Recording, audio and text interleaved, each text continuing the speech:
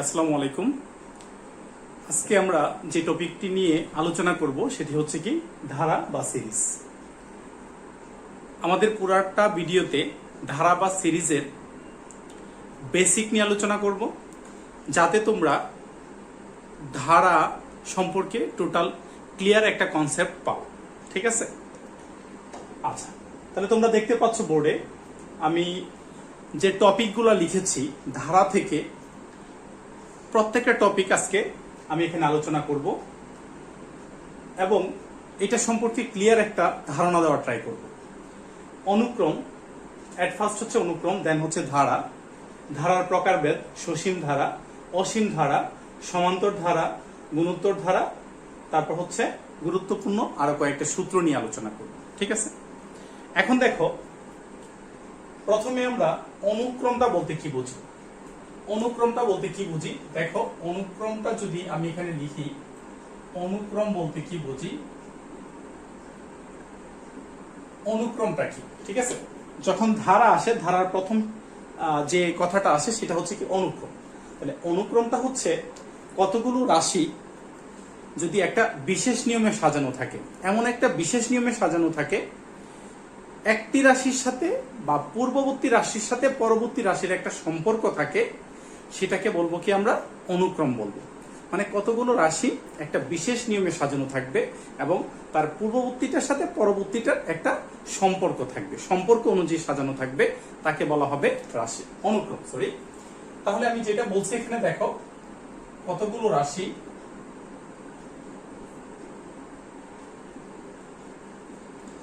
যদি একটি বিশেষ নিয়মে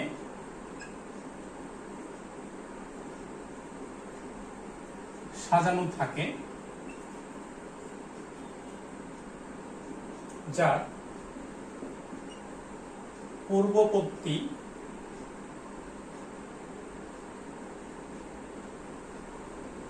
ও পরবর্তী রাশির সাথে একটি সম্পর্ক থাকে,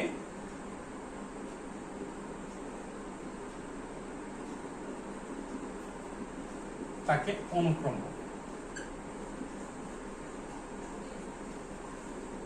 যেমন আমি যদি এখানে লিখে একটা এক্সাম্পল যদি দিই তোমাদের, সেটা হচ্ছে আমি 2 অথবা 2 4 6 8 ডট ডট ডট এরকম আকারে কতগুলো রাশি লিখলাম। এর দেখো, পূর্ববর্তীর সাথে পরবর্তী এবং এর পরেরটা প্রত্যেকটার এক একটা সম্পর্ক আছে। প্রতিবার কিন্তু 2 করে বাড়ছে। কিভাবে দেখো, 2 এই 2 এর সাথে 2 যোগ করলে 4 হয়, 4 এর সাথে 2 যোগ করলে 6 হয়, 6 এর সাথে আবার 2 যোগ করলে 8 হয়। তার মানে প্রতিবার 2 করে বাড়ছে। ঠিক আছে? তাহলে পূর্ববর্তীর সাথে পরবর্তীর একটা কি আছে, সম্পর্ক আছে। এই সম্পর্কটাকে বলা হয় কি অনুক্রম। আর অনুক্রমের ক্ষেত্রে তোমার মেইনলি যেটা মনে রাখতে হবে সেটা হচ্ছে, এই রাশিগুলোকে যখন কমা আকারে লেখা থাকে তখন সেটাকে বলা হবে কি অনুক্রম, অর্থাৎ কমা দিয়ে দিয়ে লেখানো থাকে।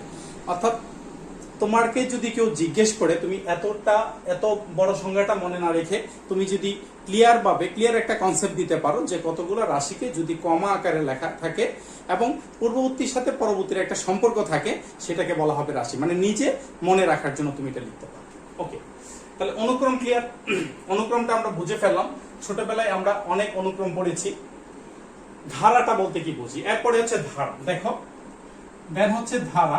ধারা বলতে কি বুঝি, ধারা হচ্ছে এই অনুক্রম গুলাকে যখন আমরা প্লাস চিহ্ন দিয়ে লিখবো তখন সেটা হয়ে যাবে কি একটা সিরিজ বা ধারা হয়ে যাবে। অর্থাৎ পূর্ববর্তী পরবর্তীর সাথে একটা সম্পর্ক থাকবে, পাশাপাশি হচ্ছে আমি যদি এই যে এই অংশটুকুকে 2 plus 4 plus 6 plus 8 plus dot dot dot এরকম করে লিখি, তখন এটা কি হয়ে যাবে, একটা সিরিজ বা ধারা হয়ে যাবে। অর্থাৎ এই যে অনুক্রম যদি ঠিক থাকে, এই অনুক্রমটাকে কমার পরিবর্তে যখন আমরা প্লাস চিহ্ন বসাবো, কমার পরিবর্তে যখন প্লাস চিহ্ন বসাবো, তখন এটাকে বলবো কি আমরা ধারা বলবো। অর্থাৎ ধারার সংজ্ঞাটা বলতে পারি, অনুক্রমকে যখন প্লাস বা প্লাস চিহ্নের সাহায্যে লিখবো তখন সেটাকে বলা হবে কি ধারা। তোমরা ধারার সংজ্ঞাটা আমি যে কথাটা বলছি এখান থেকে লিখতে পারো। তারপর হচ্ছে আমরা যাব ধারার হচ্ছে কি, ধারার হচ্ছে ধারা কমপ্লিট, ধারার হচ্ছে প্রকার। ঠিক আছে, ধারার প্রকারভেদ। ধারার প্রকারভেদ দেখো, এটা আমরা ক্লিয়ারটা জানি না, অনেক সময় হচ্ছে আমরা সমান্তর ধারা গুণোত্তর ধারাটা পড়ে যাই, জাস্ট সমান্তর ধারা গুণোত্তর ধারা সম্পর্কে জানি, কিন্তু অরিজিনালি প্রথমত ধারাকে কত ভাগে ভাগ করা যায় সেটা আমরা জানি না। ঠিক আছে, ধারাকে প্রথমত দুই ভাবে ভাগ করা যায়, একটা হচ্ছে বৈশিষ্ট্যের ভিত্তিতে, একটা হচ্ছে বৈশিষ্ট্যের ভিত্তিতে, আরেকটা হচ্ছে কি পদের সংখ্যার ভিত্তিতে।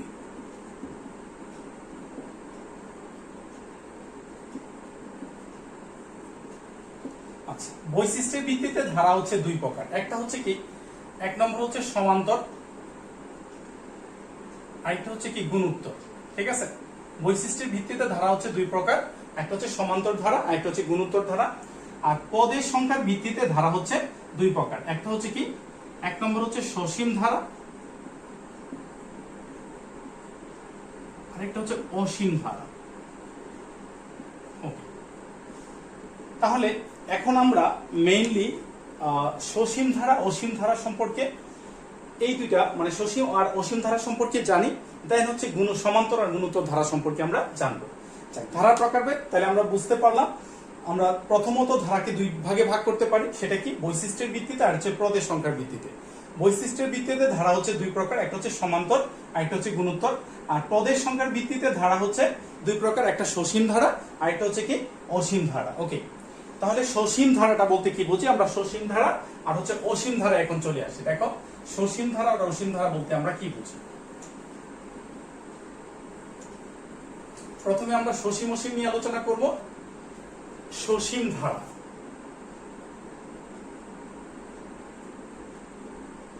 আমি সংজ্ঞাটা এখানে লিখছি না, জাস্ট বলে দিচ্ছি, তোমরা একটু লিখে ফেলবা। সসীম ধারা বলতে বুঝি যে ধারার পদ সংখ্যা নির্দিষ্ট, অর্থাৎ যে ধারার পদ সংখ্যা গণনা করা যায়, যে সমান্তর ধারার পদ সংখ্যা গণনা করা যায় তাকে বলা হয় কি সসীম ধারা। ঠিক আছে, অর্থাৎ আমি যদি এখানে বলি যে 2 + 4 + 8 প্লাস হচ্ছে আমি 50 বললাম, তাহলে তুমি এখানে যেভাবে যাচ্ছে 2 4 6, এখানে 1 নম্বর পদ হচ্ছে 2, 2 নম্বর পদ হচ্ছে 4, 3 নম্বর পদ হচ্ছে 8, এভাবে যেতে যেতে কত নম্বর পদ 50, এটা কিন্তু আমরা গুনে গুনে বের করতে পারবো বা সূত্রের সাহায্যে বের করতে পারবো। তাহলে এখানে 2 4 তারপর হচ্ছে 6, সরি এটা হচ্ছে 6 তারপর হচ্ছে 8, এরকম ভাবে যেতে থাকলে 50 নম্বর এই পর্যন্ত, এখানে 2 থেকে 50 পর্যন্ত কয়টা পদ আছে সেটা আমরা ফাইন্ড আউট করতে পারবো। তাহলে এটা কি কাউন্টেবল বা গণনা করা যাচ্ছে, অর্থাৎ যে ধারার পদ সংখ্যা কাউন্টেবল বা গণনা করা যায় তাকে বলবো কি আমরা সসীম ধারা বলি। ওকে, তারপর হচ্ছে অসীম ধারাটা বলতে কি বুঝি। অসীম ধারা, তাহলে তোমরা পূর্বের সংজ্ঞাটা থেকেই বুঝে ফেলেছো যে অসীম মানে কি, যেটা হচ্ছে গণনা করা যাবে না, আনকাউন্টেবল, তাই না? যে ধারার পদ সংখ্যা গণনা করা যায় না তাকে বলা হয় কি অসীম ধারা বলি, তাই না? তাহলে আমরা এখানে বলতে পারি যে 2 + 4 + 6 + ... প্লাস হচ্ছে, মনে করো আমি এখানে লিখলাম 30 + ... দিলাম আবার, তার মানে 2 থেকে, এটা কি চলমান একটা তোমার ধারা, তাই না? এখানকার কোনো পদ সংখ্যা কি করা যায় না, মানে কয়টা পদ আছে সেটা তুমি গণনা করতে পারবা না, তাহলে এটাকে বলা হবে কি অসীম ধারা বলা হবে। ওকে, তাহলে আমরা সসীম ধারা অসীম ধারা সম্পর্কে আরেকটু জানলাম। সসীম ধারা অসীম ধারা ক্লিয়ার আমাদের। দেন হচ্ছে অতি গুরুত্বপূর্ণ যে দুইটা কথা, সেটা হচ্ছে সমান্তর ধারা আর হচ্ছে গুণোত্তর ধারা। সমান্তর ধারা বলতে আমরা কি বুঝি সেটা আমরা একটু কথাবার্তা বলি, একটু ক্লিয়ার করবো। ঠিক আছে, সূত্র সহ একটু ক্লিয়ার করব। সমান্তর ধারায় আসি, দেখো সমান্তর ধারা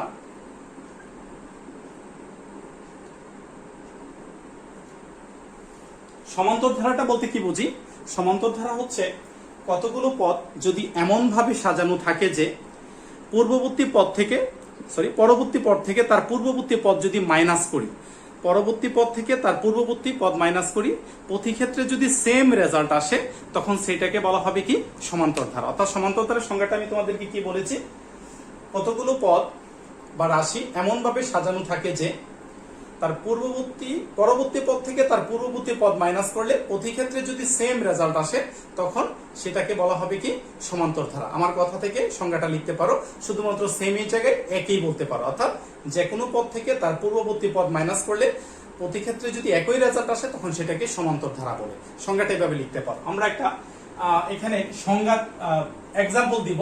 যেমন আমি যদি এখানে লিখি 1 plus 3 plus 5 plus dot dot dot plus হচ্ছে আমি 99 লিখলাম, ঠিক আছে। এটা একটা সিরিজ। এই সিরিজের তুমি এখানে দেখতে পাচ্ছ যে কোনো পদ যদি আমি 3 ধরি তার পূর্ববর্তী পদ হচ্ছে কত 1, ঠিক আছে। যে কোনো পদ থেকে তার পূর্ববর্তী পদ যদি আমরা মাইনাস করি, তাই না, যে কোনো পদ থেকে তার পূর্ববর্তী পদ মাইনাস করলে প্রতি ক্ষেত্রে সেম রেজাল্ট যদি আসে, তাহলে 3 - 1 মানে হচ্ছে কত 2। যদি 5 নেই, এখানে 5 এর পূর্ববর্তী পদ হচ্ছে 5 এর রিসেন্ট, একবার রিসেন্ট পূর্ববর্তী হচ্ছে কত 3, 5 - 3 = কত 2, অর্থাৎ প্রতি ক্ষেত্রে কত সেম রেজাল্ট আসতেছে। তাহলে এটাকে কি বলবো, প্রদত্ত ধারাটি একটি সমান্তর ধারা, ঠিক আছে, সমান্তর ধারা। আচ্ছা, লিখলাম। এখন সমান্তর ধারার আমরা তমপদ বের করার সূত্রটা, পাশাপাশি সমষ্টি নির্ণয় করার সূত্রটা আমরা শিখবো, ঠিক আছে। সমান্তর ধারার তমপদ বের করা এবং সমষ্টি বের করার সূত্রগুলা আজকের ভিডিওতে দিব। নেক্সট ভিডিওতে হচ্ছে আমরা সূত্রগুলা দিয়ে কিছু কিছু অঙ্কের কনসেপ্ট আমরা ক্লিয়ার করব। তারপর দেখো, প্রথমে বলবো আমরা এখানে সমান্তর ধারার প্রথম পদ, ঠিক আছে। সমান্তর ধারার প্রথম পদ হচ্ছে কত a, ঠিক আছে। সাধারণ অন্তর কে d দ্বারা প্রকাশ করা হয়, অর্থাৎ সমান্তর ধারার প্রথম পদকে a দ্বারা সূচিত করা হয়, সাধারণ অন্তরকে d দ্বারা। সাধারণ অন্তর মানে কি, অন্তর মানে বিয়োগফল, অর্থাৎ এইটা এখান থেকে যে কোনো একটা লিখবা, যে কোনো পদ মাইনাস পূর্ববর্তী পদ। এখানে লিখতে পারো যে কোনো পদ মাইনাস হচ্ছে কি পূর্ববর্তী পদ। পদ সংখ্যা, ঠিক আছে, পদ সংখ্যা কতটি সেটাকে প্রকাশ করে হচ্ছে কি দ্বারা, n দ্বারা, ঠিক আছে, n দ্বারা প্রকাশ করে। তাহলে আমরা লিখতে পারি এখানে n তম পদের একটা সূত্র। তম পদ যদি বের করতে বলে, সাপোজ হচ্ছে 1 থেকে তোমাকে বললো যে 50তম পদ কত, ঠিক আছে। এরকম তম পদ বের করতে হলে তোমার সূত্রটা হবে n তম পদ হচ্ছে a plus n - 1 into t।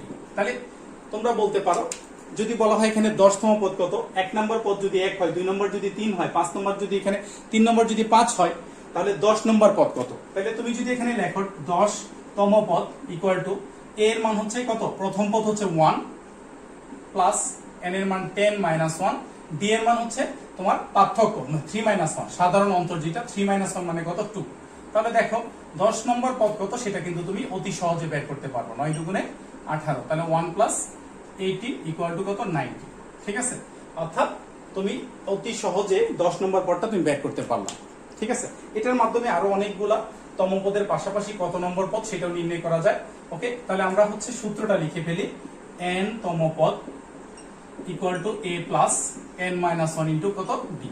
তারপর হচ্ছে আসলে সমষ্টি, ঠিক আছে, n তম পদের সমষ্টি বা n সংখ্যক পদের সমষ্টি, যাই লেখো n তম পদের সামেশন বা সমষ্টি Sn ইকুয়াল টু, মানে n তম পদের সামেশন বোঝায় n/2 2a plus n - 1 into হচ্ছে d, ঠিক আছে। এখন এখানে n মানে হচ্ছে পদ সংখ্যা, কয়টা পদ আছে, অর্থাৎ 1 থেকে যদি 99 পর্যন্ত তোমাকে যোগ করতে বলে, সেটা ক্যালকুলেটরে করাটা তোমার জন্য পসিবল হবে না, অনেক ঝামেলা আছে, তাই না। সেই ক্ষেত্রে তোমার এই সমষ্টি সূত্রটা তুমি ইউজ করতে পারো। n মানে হচ্ছে পদ সংখ্যা, তোমাকে প্রথমে ফাইন্ড আউট করতে হবে 1 থেকে 99 পর্যন্ত কতটা পদ আছে সেটা ফাইন্ড আউট করা। পরবর্তীতে n এর মান যদি আমরা জানি, তাহলে a এর মানটা তোমার এখানে বের করতে হবে। a মানে কত, a মানে হচ্ছে প্রথম পদ, এখান থেকে আমরা জানি। d মানে হচ্ছে কি সাধারণ অন্তর, সেটাও জানি। n মানে হচ্ছে পদ সংখ্যা, অর্থাৎ n এর মানটা জানতে পারলেই হবে। অর্থাৎ 1 থেকে 99 পর্যন্ত যদি 50টা পদ থাকে, সেটা হচ্ছে আমরা তম পদের সূত্র দিয়ে করব। নেক্সট ভিডিওতে হচ্ছে এই অঙ্কটা সম্পর্কে আমি তোমাদের দেখাবো। তাহলে n এর মান যদি আমরা জানি বা সরাসরি দেওয়া থাকে কোনো সময় n এর মান 50, সেই ক্ষেত্রে তোমার এই সমষ্টিটা অর্থাৎ 1 থেকে 99 পর্যন্ত সমষ্টি বের করা তোমার জন্য একেবারে ইজি। অর্থাৎ সমান্তর ধারার ক্ষেত্রে এই দুইটা রুলস হচ্ছে খুব ভালো করে তোমরা দেখে রাখো, এবং এই দুইটাই হচ্ছে সমান্তর ধারা পর্যন্ত তোমাদের কাজে লাগবে, ঠিক আছে। দেন হচ্ছে আমরা নেক্সট হচ্ছে গুণোত্তর ধারা সম্পর্কে জানি। গুণোত্তর ধারা বলতে কি বুঝি, গুণোত্তর ধারাটা দেখো,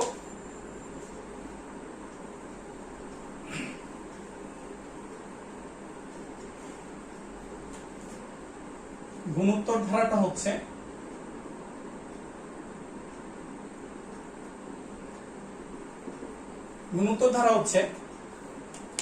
যে কোনো পদকে তার পূর্ববর্তী পদ দ্বারা ভাগ করলে প্রতি ক্ষেত্রে যদি সেম রেজাল্ট আসে তখন সেটাকে বলা হবে কি গুণোত্তর ধারা বলা হবে। যে কোনো পদ থেকে তার পূর্ববর্তী পদ মাইনাস করলে প্রতি ক্ষেত্রে যদি সেম রেজাল্ট আসে তখন সেটাকে বলা হবে কি গুণোত্তর ধারা। অর্থাৎ আমি যদি এখানে এরকম একটা ধারা লিখি 2 + 4 + 8 + 16 + ... প্লাস এরকম কি একটা ধারা আমি এখানে লিখলাম, ঠিক আছে। এই ধারাটা দেখো সমান্তর ধারা কিন্তু হবে না, কেন?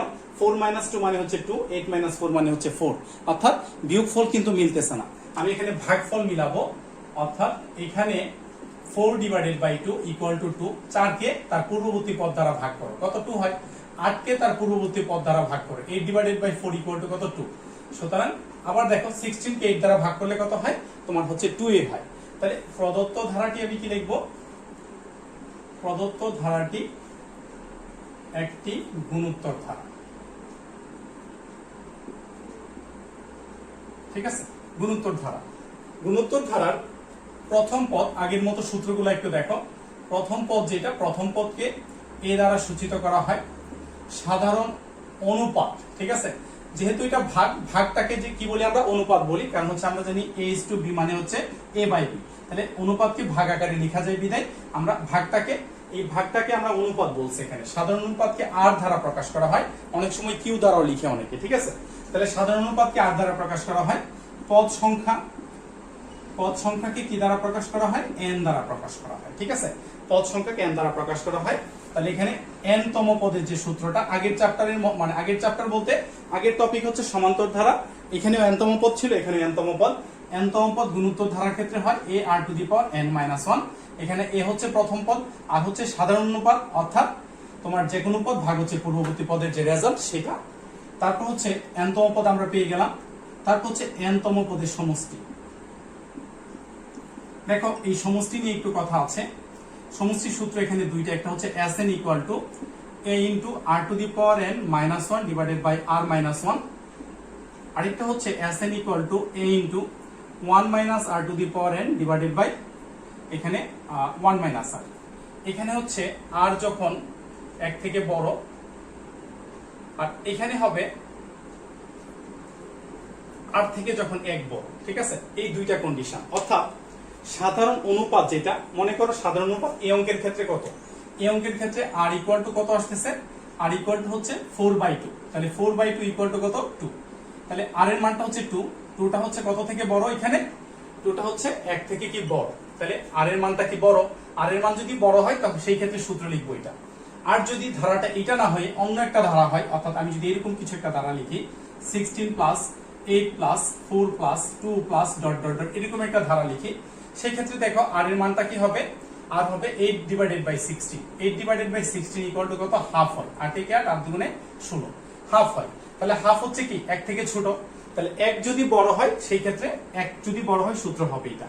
অর্থাৎ সাধারণ অনুপাত r এর মানটা যদি 1 থেকে বড় হয়, সেক্ষেত্রে r প্রথমে বসবে।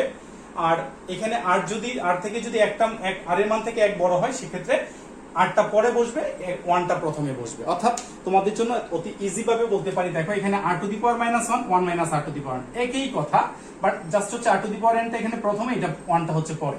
তাহলে r যদি বড় হয় সেক্ষেত্রে r প্রথমে আসবে, আর যদি r 1টা বড় হয় সেক্ষেত্রে 1টা প্রথমে আসবে। তাহলে সমষ্টির ক্ষেত্রে এই দুইটা সূত্র থেকে যে কোনো একটা সূত্র তোমাকে বাছাই করতে হবে। একটা সূত্র বাছাইয়ের মধ্যে তোমাকে অবশ্যই মনে রাখতে হবে যে এখানে r এর মানটা বড় ছোটটা, ঠিক আছে। অর্থাৎ তুমি যদি যে কোনো একটা সূত্র লিখে ফেলো, এখানে অ্যান্সার করতে চাও, সেক্ষেত্রে কিন্তু অ্যান্সার মিলবে না, ঠিক আছে। তোমার এক্সাক্ট যেটা r এর মান অনুযায়ী সেই সূত্রটা তোমাকে লিখতে হবে। ওকে, তাহলে আমরা গুণোত্তর ধারা সম্পর্কে কনসেপ্ট আরেকটু ধারণা আমাদের এখানে ক্লিয়ার করলাম। তারপর হচ্ছে গুরুত্বপূর্ণ আরো কিছু সূত্র, যেটা হচ্ছে নবম দশম এবং হচ্ছে একাদশ দ্বাদশ অঙ্কগুলা যখন করতে যাবা তখন হচ্ছে এটা বারবার কাজে লাগে, ঠিক আছে। সেটা হচ্ছে কি, দেখা একবার একটু দেখে নাও।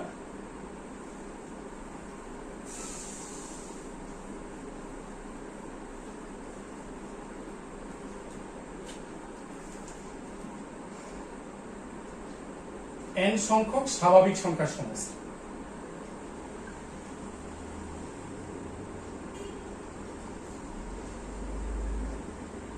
n সংখ্যক স্বাভাবিক সংখ্যার সমষ্টিটা হচ্ছে 1 + স্বাভাবিক সংখ্যা বা ন্যাচারাল নাম্বার আমরা জানি 1 2 3 4, ঠিক আছে, এই যে সংখ্যাগুলা সেগুলাকে বলি মানে কন্টিনিউ চলবে, এই যে সংখ্যাগুলো সেগুলাকে স্বাভাবিক সংখ্যা বলি। ঠিক আছে, আচ্ছা আমরা স্বাভাবিক সংখ্যার সংখ্যাটা কি জানি, শূন্য অপেক্ষা বড় সকল ধনাত্মক অখণ্ড সংখ্যাকে বলা হয় কি ন্যাচারাল নাম্বার বা স্বাভাবিক সংখ্যা। তাহলে আমরা 1 প্লাস 2 প্লাস 3 প্লাস এটা যদি মনে করো n পর্যন্ত, আসলে কত পর্যন্ত জানি না, n পর্যন্ত যদি হয় সেক্ষেত্রে তোমার এখানে সূত্রটা হবে n into n plus 1 divided by কত 2। অর্থাৎ যদি এখানে তোমার 10 হয় তাহলে n এর পরিবর্তে এখানে 10, এখানে 10, তারপর ক্যালকুলেশন করো, তাহলে 1 থেকে 10 পর্যন্ত যোগফল কত সেটা তুমি পেয়ে যাবা, যদি স্বাভাবিক সংখ্যার সিরিজ হয় আর কি। ঠিক আছে, তাহলে n দিয়ে দিলাম, n এর জন্য সূত্রটা n রিলেটেড হয়েছে, n সংখ্যক স্বাভাবিক সংখ্যার বর্গের সমষ্টি।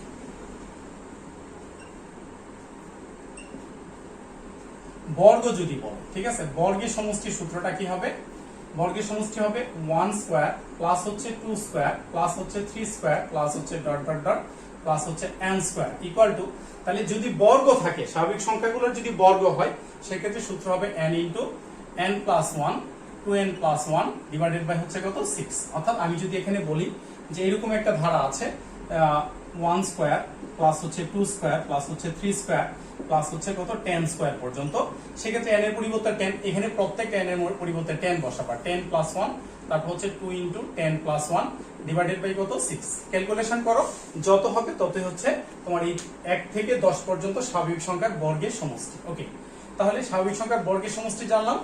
আরেকটা সূত্র হচ্ছে n সংখ্যক স্বাভাবিক সংখ্যা, n সংখ্যক স্বাভাবিক সংখ্যার ঘনের সমষ্টি। ঠিক আছে, n সংখ্যক স্বাভাবিক সংখ্যার ঘনের সমষ্টি। তাহলে ঘনের সমষ্টিটা দেখি আমরা এখানে 1 স্কয়ার প্লাস 2 স্কয়ার প্লাস ঘন যেহেতু কিউব হবে তারপর হচ্ছে 3 কিউব n কিউব পর্যন্ত, n কিউব, তাহলে এটা হবে কি n ইনটু n প্লাস 1, প্রায় এটার মতো একটু চেঞ্জ আছে, এতটুকু লেখার পরে সেম লেখার পরে জাস্ট এখানে একটা স্কয়ার হবে, এই দুইটার সাথে একটা সম্পর্ক আছে, এখানে হচ্ছে জাস্ট পুরোটা লেখার পরে জাস্ট একটা স্কয়ার হবে, মনে রাখতে পারো।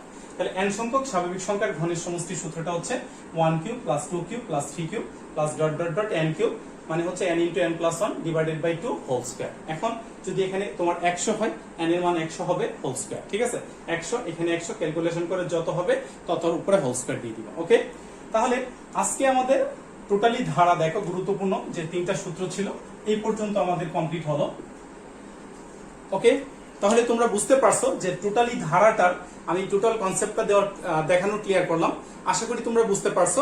পরবর্তী ভিডিওতে আমরা কিছু উদাহরণ মানে হচ্ছে কিছু এক্সাম্পল নিয়ে হাজির হব সমান্তর গুণোত্তর ধারা, যাতে তোমরা এই সূত্রের প্রয়োগগুলো হচ্ছে অঙ্কের মধ্যে করতে পারো। ঠিক আছে, তাহলে সবাই ভালো থাকো, ইনশাআল্লাহ তোমাদের সাথে আবার নতুন ভিডিওতে দেখা হবে।